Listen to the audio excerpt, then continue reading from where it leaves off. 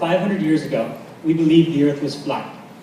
Until in 1492, when Christopher Columbus sailed to the New World.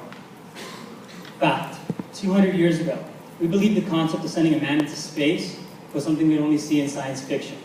Until in 1957, when the Sputniks launched Sputnik, the first rocket, into space. And since then, we've sent over 500 men and women. Possible today has no bearings on what you'll actually experience tomorrow. And the future is coming a lot quicker than you think. Good morning, my name is Taylor-Max, and today I'm here to open your eyes to the future of communication and technology. You've heard a lot today about how current technology is affecting the way that we communicate. But that's not enough. Because if you really want to understand this relationship between communication and technology, it's not enough to look at where you are, you need to look at where we're going. And where we're going is pretty exciting. So there's two technologies we're going to talk about. First, the brain-computer interface, BCI.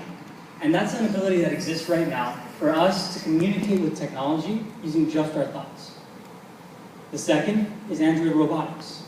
And I want to talk about this because when you want to have a powerful conversation with someone, you don't just shoot them an email or send them a text. You want to talk to them face-to-face, in person. Because that's the most powerful way we have to communicate.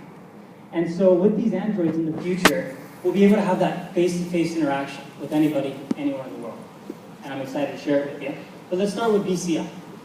When you hear the concept that one day, we can communicate with technology using our thoughts, it sounds almost far-fetched. When you break it down, it's not too complicated. For decades, scientists have been able to map human brain waves using an EEG, electroencephalogram.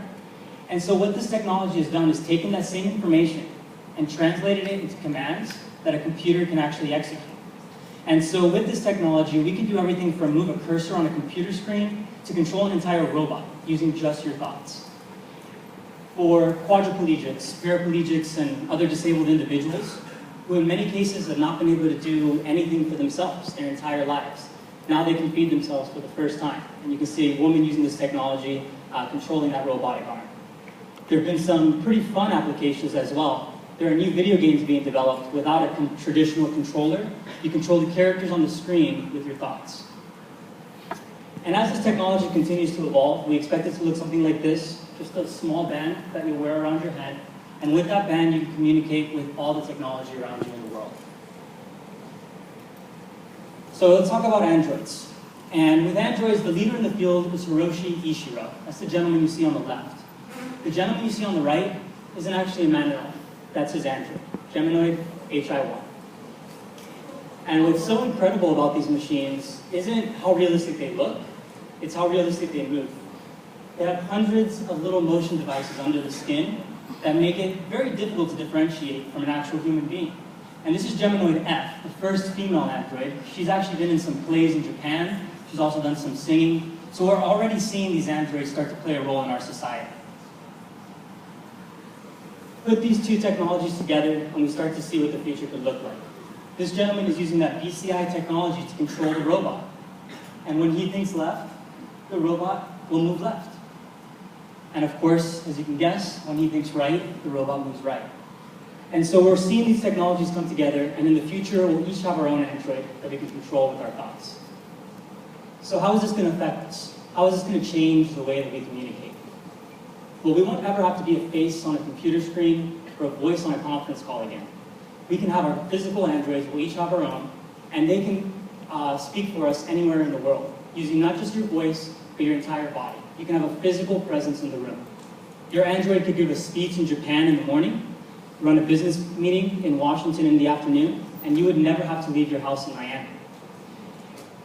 And as virtual reality starts to play a role, this is a little farther down in the future, we could see a world where not only are we controlling these androids, but we're actually experiencing life through these androids.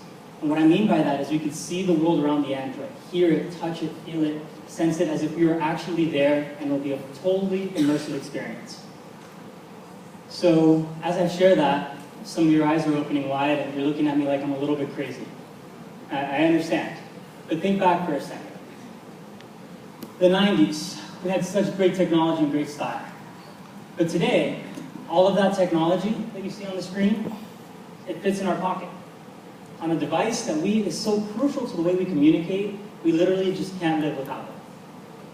And so is it that much of a stretch to think that in the future, as these technologies will be just as crucial a part of the way we communicate as our cell phone is to us today? Fact. These technologies, they exist right now. Fact. They will be a part of the way you communicate in the next 10 years. In fact, no matter how advanced our technology is today, the future of technology will never cease to amaze us. Thank you.